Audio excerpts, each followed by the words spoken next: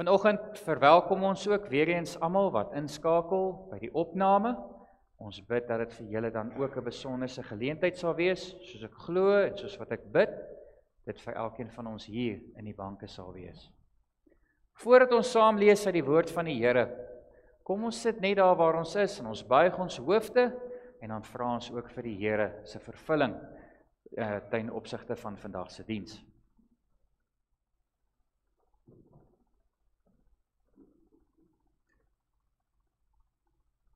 Here, vanoggend se liedere wat ons gesing het tot dusver, was die fokus daarop gerig dat U altyd sentraal moet staan. Dat U altyd die hoofprioriteit moet wees. Dat dit nie gaan oor die eie ek of oor myself. Ek is nie die belangrike figuur, die hooffiguur in hierdie verhaal nie. Dit gaan alles oor U. Daarom kom raak ek stil by U voete. En ek vra, Here, leer my U wil. Leer my hoe U wil hê ek moet leef, hoe ek moet optree. Kom leer my spesifiek vanoggend, hoe moet ek met my medemens omgaan? Hoe moet ek teenoor my medemens optree, veral in daardie tye, wanneer ons verskil oor 'n sekere saak, wanneer ons nie ooreenstem nie, en ons elkeen in ons harte voel, maar ek is reg, en jy is verkeerd. Seën asseblief ons saam wees, en ons bid, Here, dat U Gees dan ook elkeen van ons sal vervul. Want Petrus sê dit so mooi, verandering kan alleenlik geskied daar waar die Gees teenwoordig is. Verandering is nie 'n menslike aspek nie, dit is 'n goddelike en heilige gebeurtenis. En ons bid daarvoor in Jesus se naam. Amen. As teksgedeelte, die van u wat die Bybel het, is welkom om saam met my oop te maak by Handelinge hoofstuk 15. Ons gaan saam lees vanaf vers 22. Ek weet nie aan hoe baie van u hierdie gedeelte, die spesifieke gedeelte bekend is nie. Kom ons kyk saam daarna. Woorde sal ook hier op die skerm wees. Daar's hy. Ons lees die opskrif hier daar meld die besluit van die vergadering. Baie belangrike woord of opskrif, die besluit van die vergadering. Ons gaan net nou iets meer daaroor sê. Daarna het die apostels en die ouderlinge saam met die hele gemeente besluit om mense uit hulle geleedere saam met Paulus en Barnabas na Antiochië toe te stuur. Hulle het vir Judas, wat ook Barsabas genoem is, en vir Silas gekies, manne wat die agting van die gelowiges geniet het.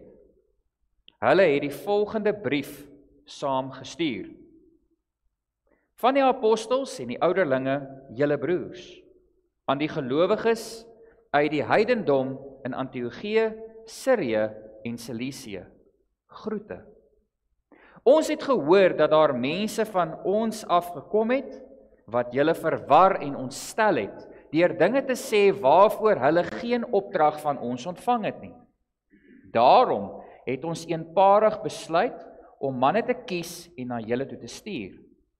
Hulle vergesel ons geliefde Barnabas en Paulus, wat hulle lewe gewaag het vir die naam van ons Here Jesus Christus.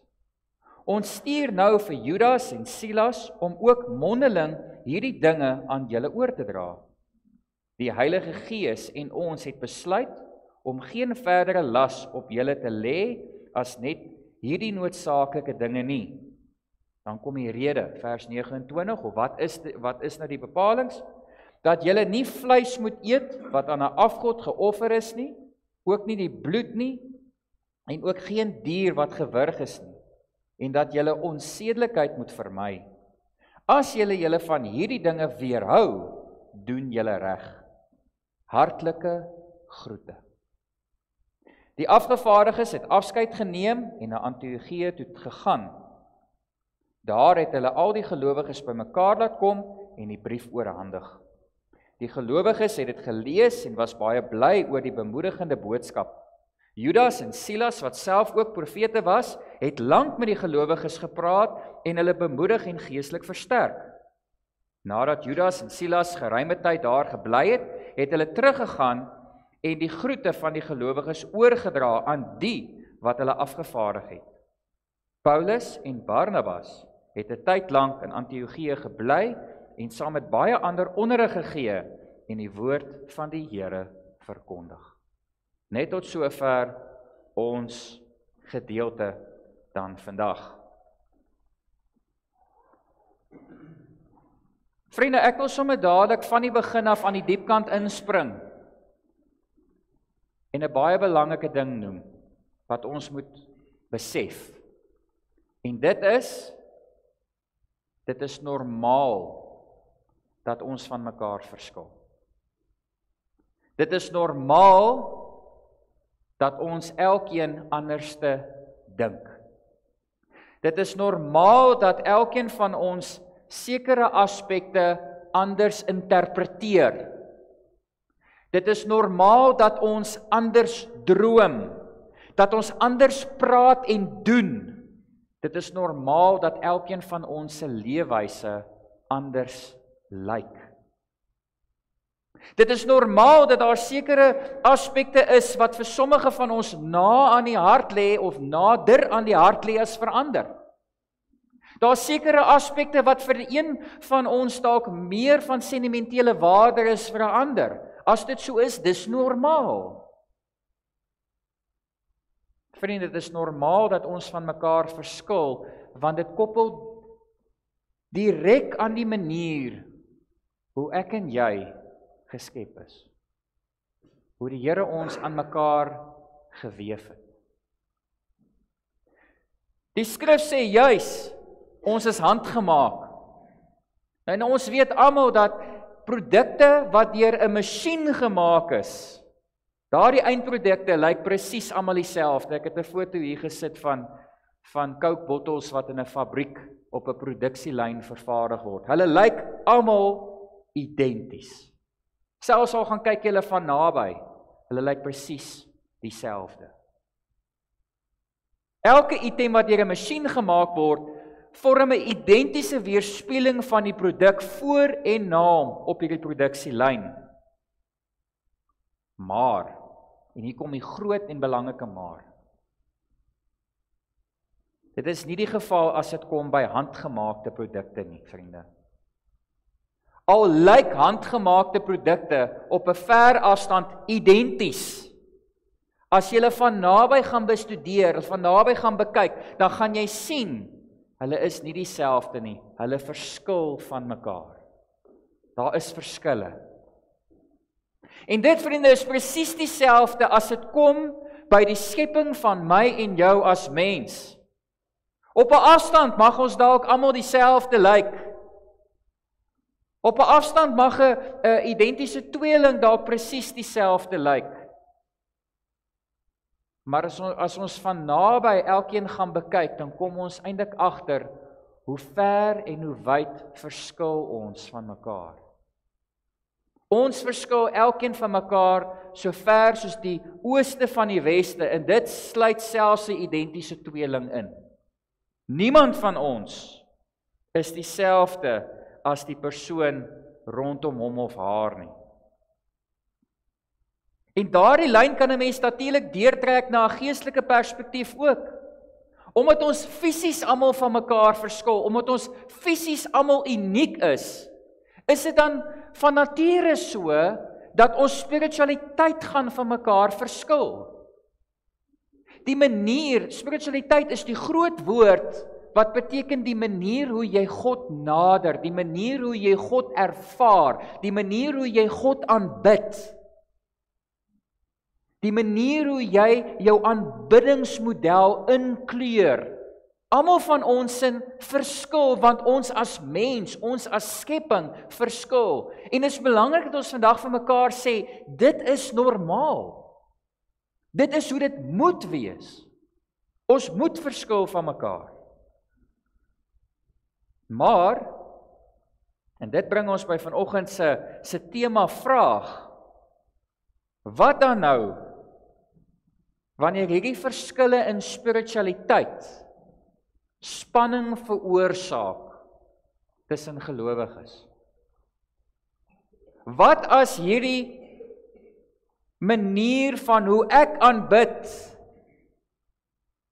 verskil van die manier hoe my medemens aanbid? Wat as hierdie verskille begin bots? Wat se advies gee die Here vir ons? Wat verwag die skrif van ons? Wat is die weg wat die Here dan van ons vra ons moet volg? Nou ek dink, as 'n mens so deur Handelinge, hoofstuk 14, hoofstuk 15 lees, soos net nou genoem, dink ek gee dit vir ons 'n mooi handleiding van wat gevolg kan word. Hoe 'n mens so 'n wrywingssituasie kan benader.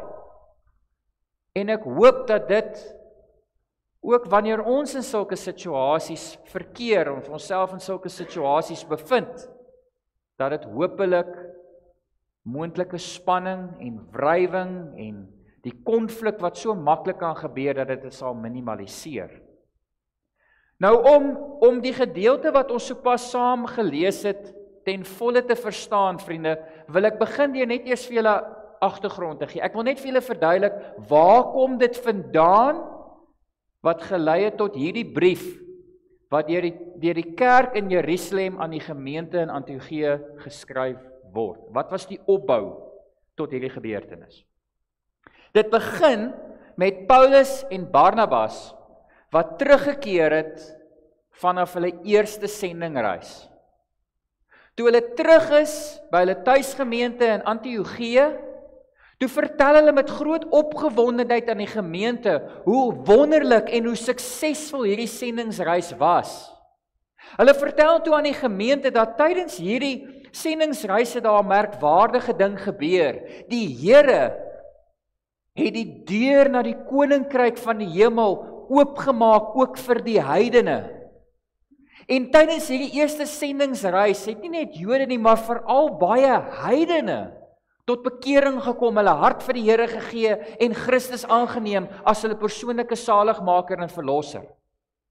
En ons lees dat toe hulle hierdie nuus vir die gemeente deel, was die gevolg dat daar ontsettende groot opgewondenheid en vreugde onder die gemeente was met die aanhoor van hierdie merkwaardige deurbraak van die koninkryk wat se deure wat ook oopgegaan het nou vir die heidene. Ons lees hulle was in ekstase gewees en hulle het heel moontlik ook fees gevier om hierdie gebeurtenis te herdenk. Maar toe, terwyl hierdie feesvieringe aan die gebeur was, het daar 'n groepie Christelike of Christen Fariseërs by die geleentheid ingestap. Nou Christen Fariseërs is Joodse Fariseërs wat tot bekering gekom het. Hulle kom toe nou by die feesvieringe ingestap en hulle konfronteer vir Paulus en vir Barnabas en vir die gemeente en sê vir hulle, hoorie, wag net gou so 'n oomblik. Julle beweer nou dat hier 'n klomp heidene tot bekering gekom het en dat hulle nou volkome verlos is. Nee, wag. Hulle is nog nie volkome verlos nie, sê die Christen Fariseërs. Hulle sê vir hierdie heidene om volkome verlos te wees en bekeer te wees van hulle voormalige lewe, moet hulle eers besny word en hulle moet eers volle gehoorsaamheid toon aan die wet van Moses.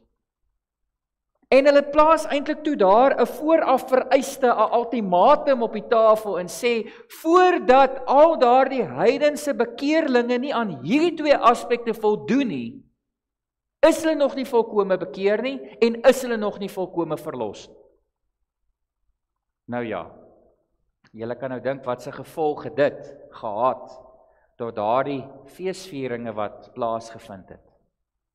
Tussen die lyne kan ons agterkom dat hierdie konfrontasie het tot erge spanning en tot erge wrywing gelei. Die manne het warm geraak hier onder die kraag. Emosies het begin hoogloop.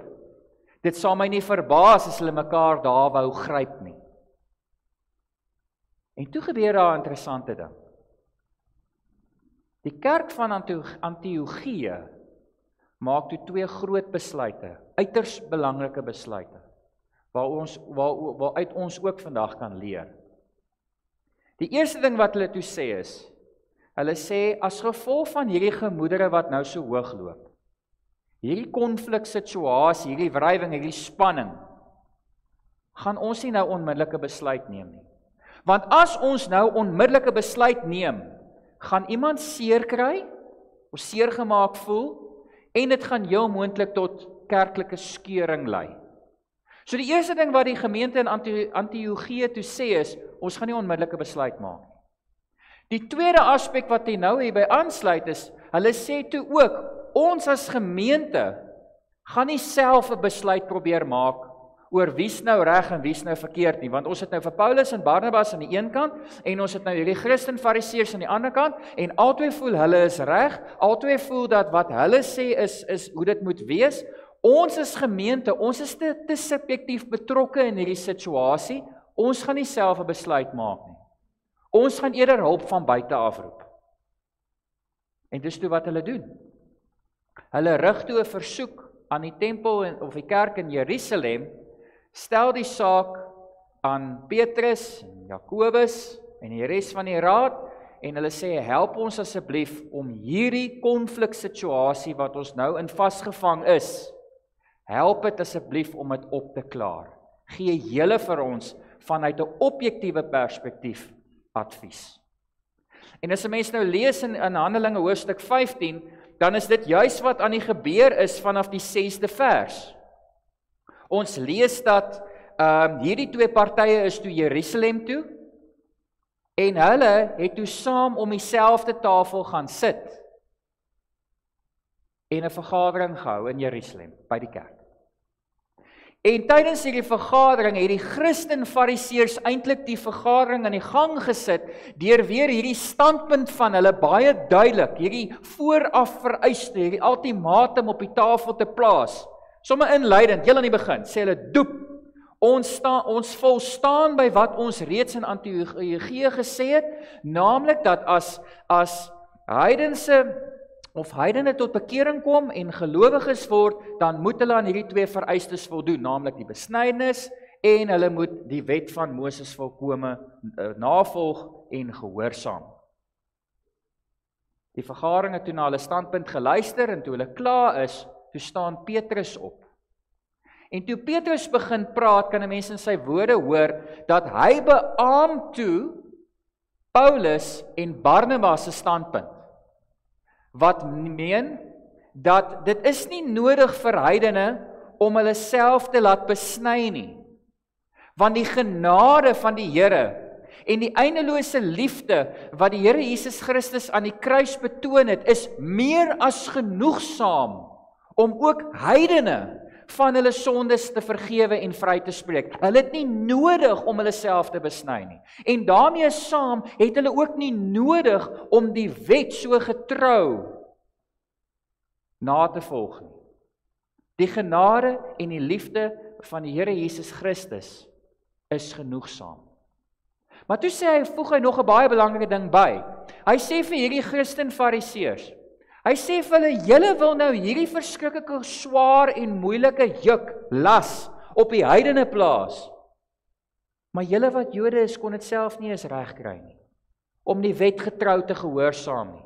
Julle as Jode kon dit nie regkry om deur 'n dag te gaan sonder om hoeveel keer te fouteer en die wette te verontagsaam nie. Paulus skryf daaroor in Romeine wat hy sê, elke dag het ek probeer om sondeloos te leef, en elke dag het ek tot die besef gekom, ek kan dit nie regkry nie.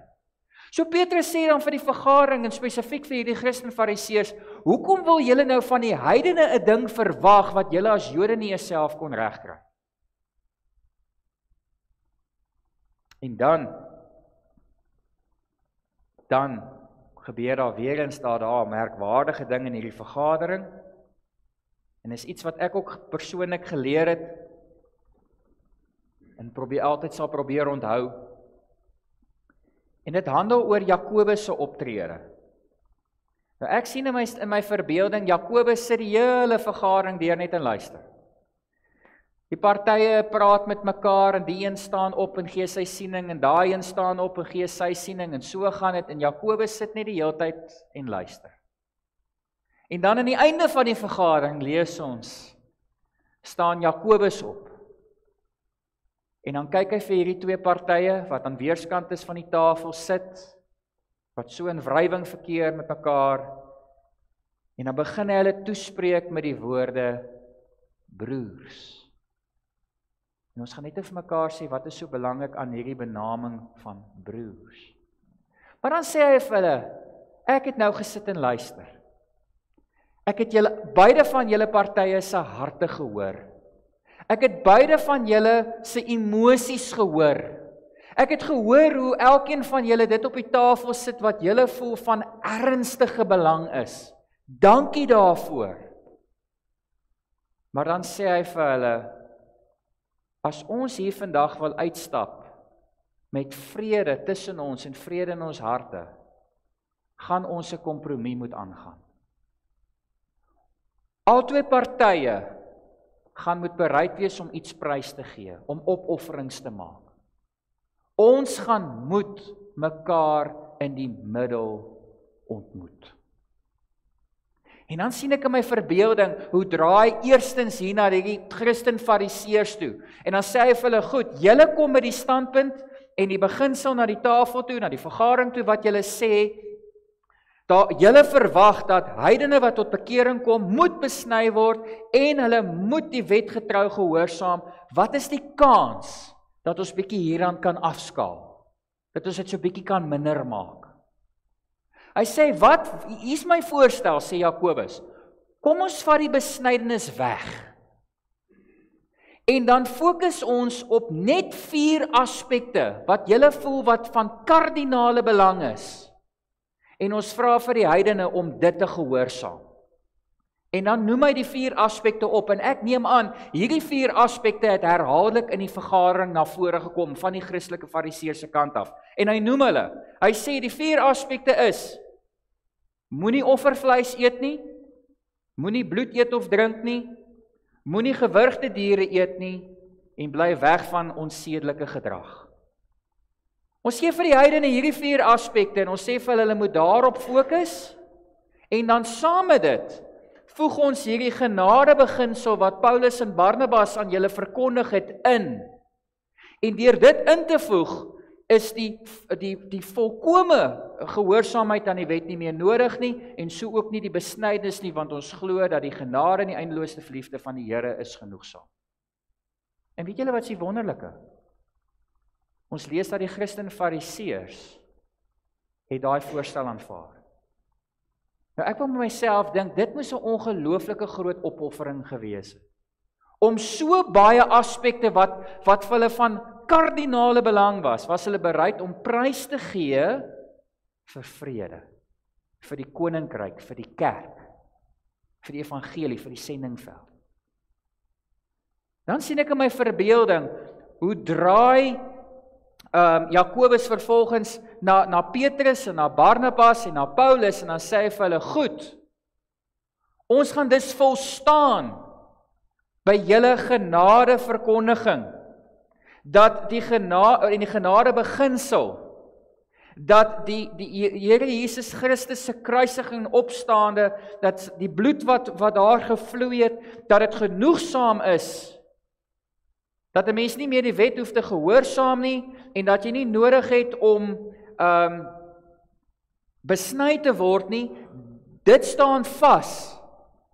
Maar dan vra hy van hierdie 3 partye, maar nou vra ek vir julle ook, julle moet ook nou 'n opoffering maak, julle moet ook nou 'n kompromie aangaan, julle moet ook nou bereid wees om hierdie Christen Fariseërs in die middel te ontmoet. Dan sê hy vir hulle, behalwe vir die genade beginsel, vra ek nou van julle, wees bereid om hierdie 4 eienskappe, moenie offervleis eet nie, moenie bloed drink nie, Moenie gewurgde diere eet nie en bly weg van onsedelike gedrag. Wees bereid om ook hierdie 4 aspekte in julle godsdiens aanbieding te akkommodeer.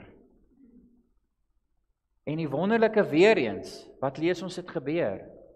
Petrus, Paulus en Barnabas het daardie aanbeveling aanvaar. En dan net voor ons gedeelte wat ons nou saam gelees het, lees ons, dit was dan ook die besluit van die vergadering. Dat hierdie 2 partye met Jakobus se aanbeveling dan mekaar ontmoet het, en dit is dan die besluite wat deur die vergadering in Jerusalem nie net mondelings met hierdie persone teruggestuur is nie, maar wat ook skriftelik vir die gemeente teruggestuur word. Nou, ek dink, daar's veral 3 aspekte wat daartoe gelei het dat hierdie vergadering 'n sukses was.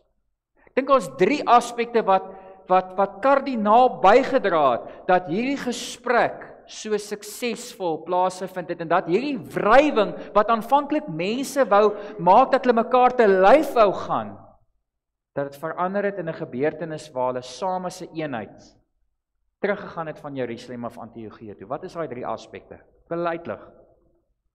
Die eerste ene, dink ek, is die wyse waarop Jakobus die 2 partye rondom die tafel gegroet het en aangespreek het met die woord broers. Hoekom broers? Want jy sien, vriende, wanneer ons in wrywing begin verkeer, wanneer ons in 'n konfliksituasie begin ingaan, is die eerste aspek wat baie keer gebeur, is die feit dat daar begin 'n afstand ontstaan tussen ons en die ander party. Daar begin 'n kloof ontstaan, daar begin 'n afgronde ontstaan. Ons onttrek onsself verder weg van die ander persoon. Dis asof ons verskille in ons argumente wat ons so na in die hart lê, maak dat ons met hierdie persoon met wie ons vassit, met wie ons verskil, dis asof ons in 'n oomblik begin om vyande te raak van mekaar. Daai eenheid verdwyn. Ons raak opponente. Ons is nie meer familie nie. En dit is asof Jakobus, wanneer hy hierdie gesprek of sy spreekbeurt begin deur die woord broers te gebruik om hulle mee aan te spreek, dis asof hy hierdie 2 partye net aan die begin heel eerste daan weer herinner. Onthou net, ons is nog steeds 'n geloofsfamilie. Ons is nog steeds een. Ons is nog steeds dieselfde broers en susters onder dieselfde hemelse Vader. Dis asof hy hierdie gaping heel eerste, hierdie verdeeldheid wat gevorm het, wil hy kom keer, wil hy kom stop. Wanneer hy hulle aanspreek as broers, dan probeer hy vir hulle sê, bly lief vir mekaar, bly nog steeds omgee vir mekaar, dra nog steeds mekaar se belange op die hart. Laat die evangelie eerste staan. En dis 'n aspek wat baie keer verlore gaan wanneer ons in 'n konfliksituasie gaan. Daai gaping begin vorm. 'n tweede belangrike aspek wat vir my uitstaan in hierdie gedeelte vind ons spesifiek in vers 25 waar ons die woorde vind, daarom het ons eenparig besluit.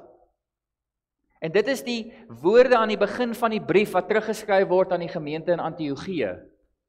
Daarom het ons eenparig besluit. Ja, dit was Jakobus se aanbeveling. Dit was die individu se aanbeveling. Maar almal wat daar rondom die tafel gesit het ingekoop in hierdie aanbeveling. Almal wat daar om die tafel gesit het, was gemaklik gewees met die aanbeveling wat gemaak is. En dit lei net die klem daarop dat die eie ek het daar verdwyn. Die eie ek het in daai situasie van verander na wat is nie meer vir my die belangrikste nie, maar wat is vir ons die belangrikste? Wat is vir die evangelie belangrikste? Wat is vir die kerk, vir die gemeente, vir die sendingveld die belangrikste? Dit gaan nie meer oor ek en wat ek wil hê nie. Maar in daai oomblik is daar ook weer opnuut begin dink oor die belange van die medemens. Vriende, en dis 'n ding waar ons baie vassit in vandag se dae. Ek soek my wil. Ek hoor dit gedurig. Dominee, die diens moet so wees. Dominee, die aanbiedingsgeleentheid moet wees soos ek dit wil hê. En as ek dit nie kry nie, dan gaan ek. Dis hoekom ons met meer as 1000 Christelike kerke in vandag se wêreld sit. Want as ek nie my sin kry soos ek dit wil hê nie, dan gaan begin ek my eie kerk. Soos ek dinge kan doen op my manier. Nee, dominee, ek gee nie om of daar mense is wat dit so wil hê nie, ek soek dit so. En ek is nie bereid om op te offer nie, ek is nie bereid om aan te pas nie, ek is nie bereid om iemand anders te akkommodeer nie. Vriende, die kerk word in die Bybel uitgebeeld met die beeld van 'n liggaam. En 'n liggaam bestaan uit 'n klomp verskillende dele. En al manier hoe hierdie liggaam gesond kan funksioneer, is wanneer al hierdie verskillende dele saamwerk. Dit klink nou eintlik ironies. Vir die liggaam om saam te werk met al die verskillende liggaamsdele wat van mekaar verskil, moet hulle saamwerk. En vir 'n kerk om te kan funksioneer is presies dieselfde. Hier kan die oog nie net alleen beheer hê nie, die hand kan nie alleen die sê hê nie, die voet kan nie alleen die rigting bepaal nie. Almal van ons het 'n sê. Almal van ons se gevoelens, behoeftes is ewe belangrik. Die Here sê self, ek trek immers niemand voor nie. Waarom het ons dan gemeentelede en Christene wat wil sê, my siening, my standpunt is belangriker as my medemense? Dis nie koninkryks gedrewenheid nie. Dis 'n fokus wat geplaas is op die eie ek. Derdens, 'n baie belangrike punt.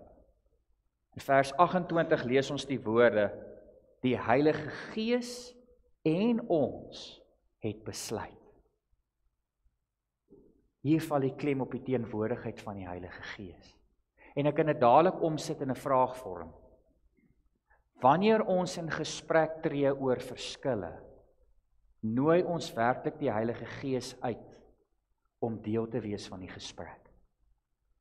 Ons is baie vinnig om die roetine te volg van daar moet geopen word met Bybel lees en met gebed, en ons is in daai gewoonte en daai roetine om te sê, Here, wees tog asseblief deel van die vergadering, neem die voorsitterstoel. Maar is die Here werklik nog teenwoordig nadat ons amen sê? Ek het in soveel vergaderings al ingesit waar ons deur daai ritueel gaan en ons bid, Here, mag dit 'n geseënde geleentheid wees, maar as ons amen sê, dan spring die eerste persoon op en hy slaan 'n ander persoon persoonlik met woorde. Dan voel dit vir my, ons het onmiddellik na die gebed, het ons vir die Heilige Gees gevra om die samekoms of die vergadering te verlaat, want van hier af vorentoe is dit nou net ek. En ek alleen. Die Heilige Gees is 'n voorvereiste om wrywing te kan uitkanselleer. Dis 'n voorvereiste om vrede te kan vind. Dis 'n voorvereiste om na eenheid te kan strewe. Dit het al hoeveel keer gebeur. Dan sit ek in 'n gesprek of in 'n vergadering, dan sal een persoon opstaan en sê, vriende, ek wil hê julle moet almal vandag hoor, die Here het met my gepraat. En die Here het vir my gesê, ons almal moet die volgende ding doen. En dan sê hulle sulke snaakse goed. Ek sê altyd, as die Here se wil is dat 'n groep mense dit moet doen, iets moet doen, sal die Here daai opdrag vir die hele groep gee. Of as een persoon opstaan met die aanbeveling, sal die ander almal daarbey inkoop, want hulle voel dit, die Gees binne hulle self sê vir hulle, dit is die wil van die Here. Of jy sal persone kry wat nou 'n vergadering toe kom, twee partye. Party A sal sê, die Here sê ons moet dit doen. En party 2 sê, nee, maar die Here het vir ons gesê, ons moet so doen, maar hulle verskil radikaal van mekaar. Dan weet 'n mens mos nou dadelik dat een van hierdie twee partye praat nie namens die Gees nie. Een van hierdie twee partye praat namens die eie ek, of meer nog, al twee partye praat dalk namens die eie ek, en die Gees is nie eens teenwoordig in een van hulle twee se voorstelle of aanbevelings. Dis van kardinale belang dat ons die Here betrek in ons wrywinggesprekke en die Here toelaat om daardeur leiding te neem en teenwoordig te wees. Dis al manier sien ons in hierdie gedeelte hoe ons op 'n punt op die ou einde kan kom wat ons kan sê die Heilige Gees en ons het 'n besluit gemaak en ons is almal gemaklik daarmee. Ja, daar's dalk opofferings wat gemaak moet word. Ja, daar's dalk groot sake wat prysgegee moet word wat vir ons na in die hart is. Maar om die evangeliese onthaalwe doen ons dit. Terwille van eenheid doen ons dit. Terwille van liefde doen ons dit. Ek sê nie oorskry Bybelgrense nie. Ek sê nie oorskry evangeliese grense nie. Ons moet nog steeds binne die raamwerk van die Bybel bly.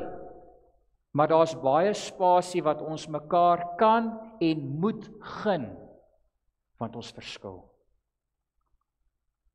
Ek sluit af. Weet nie of julle dit weet nie, maar ek dink ons trek al by 2000 plus verskillende Christenkerke in die wêreld. Almal sê hulle is Christen. Maar hulle skep hulle eie kerk. En weet julle wat sê interessante? Die meeste van hierdie verskillende kerke sit nie vas oor kernwaarhede nie. Almal stem saam oor God die Vader, hy is die skepper en hy is die onderhouer. Almal stem saam oor Jesus Christus, hy is die verlosser en hy is die saligmaker en hy is die gestuurde Messias, hy is die seun van God. Almal stem saam dat Christus in sy plek die voorspraak, die Heilige Gees gestuur het om in Christus se plek by ons te wees en ons te lei en ons te troos en te bemoedig. Ons stem almal saam oor daardie kernwaarhede. Die probleem kom in by die randsake. Moet ons almal om 'n tafel sit en nagmaal bedien?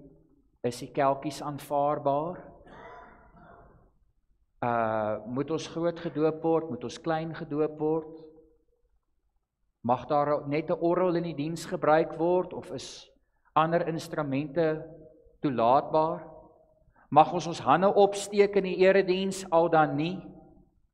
Mag ons kinders hier voor staan en dans al dan nie? Dis sulke randsaak gebeure wat maak dat kerke skeur want ons akkommodeer mekaar nie meer nie. Dis my gebed vandag. Kom ons probeer mekaar meer akkommodeer in die kerk. Kom ons probeer meer vir mekaar 'n ruimte skep in die kerk. Weet julle hoekom doen ek dit? Want ek het 'n SMS gekry 'n ruk terug waar 'n persoon vir my sê, Dominee, jy moet asseblief almal wat in die kerk hulle hande opsteek vra om uit die kerk uit te gaan na die charismatiese kerk toe. Dis die boodskappe wat vir my gestuur word. Dis die versoeke wat aan my gerig word. Vriende, dis nie die tipe kerk waar ek 'n dominee wil wees nie. Ons is almal uniek en ons almal verskil van mekaar. En ons almal is welkom hier. Niemand is belangriker as ander nie. Ek besef, elkeen van u het op 'n spesifieke tyd in die geskiedenis groot geword en die kerk was op daardie stadium toe so gewees. En die gemeente waarin u groot geword het op 'n spesifieke manier geskied. En u is so geprogrammeer, dit is hoe kerk is, dit is hoe kerk moet wees. Maar onthou net, die kerk wat jy ervaar het, vir die van u wat 80 is, in die jonger jare, het verskil van 'n persoon van die 60er jare, wat nou 40 is, en wat nou 20 is, en wat nou 'n tiener is. Almal se manier van kerk wees verskil, het onder andere in verskillende tye groot geword, en elkeen voel sy manier is die regte manier. Hoe moet ek as arme siel almal akkommodeer. As verskillende ouderdomsgroepe vir my sê, maar ek soek die kerk soos toe ek groot geword het, of soos wat ek ervaar het in my vorige gemeente, voor ek hierna toe gekom het. Dis onmoontlik, kan nie. En dan word die voorvereistes gestel, dominee, of so, of ek ry Wes toe, of ek ry Panorama toe. En ek is op 'n punt waar ek wil sê, dis reg. Gaan na 'n huis waar jy welkom voel. Gaan na 'n kerk waar jy welkom voel. Maar hier is almal welkom. En probeer ons van ons kant af almal na die beste van ons vermoë akkommodeer. Ja, hierdie diens gaan dalk nie vir jou wees soos dit was nie. Hoopelik volgende Sondagsin pas weer in by jou spiritualiteit.